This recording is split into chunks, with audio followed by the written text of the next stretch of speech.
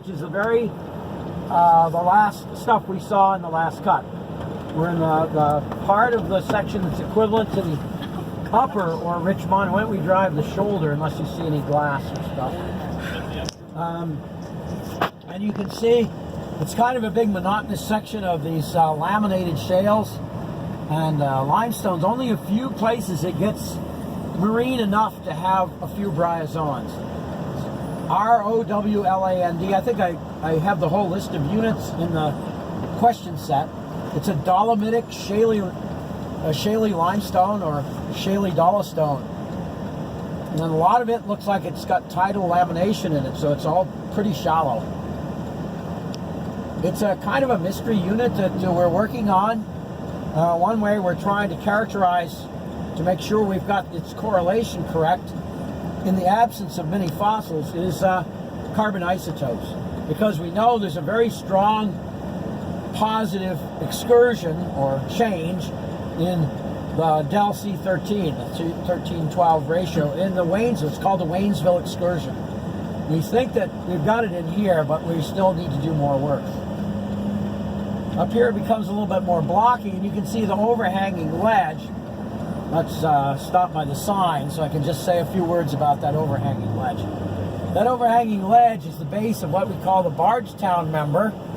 And if you think back a week ago, those who were with me, we saw at the Buckner cut, we saw beds full of rugose corals and stuff down in the exit lane. Those are equivalent to these Otter Creek limestones that are just over our head. Another sequence boundary separates them from the underlying blocky shales of the Rowland, and we go into the so-called Bardstown. This is one of the most useful markers in the whole high part of the Ordovician, and indeed it does still have corals here, but they're not much to write home about because they're dolomitized. So continue on up from here. So you now see the Rowland in all its glory, greenish, laminated, silty dolostone. Then comes the Bardstown, fossiliferous, yes, but kind of badly treated by diagenesis, so it's dolomitized, and you can't see too much. And probably you'll remember that you have these limestone beds at the bottom, and it gets shaly upward. Yep. These are the beds we were talking about. The Buckner, how about that? We can find the Buckner beds that we saw last weekend.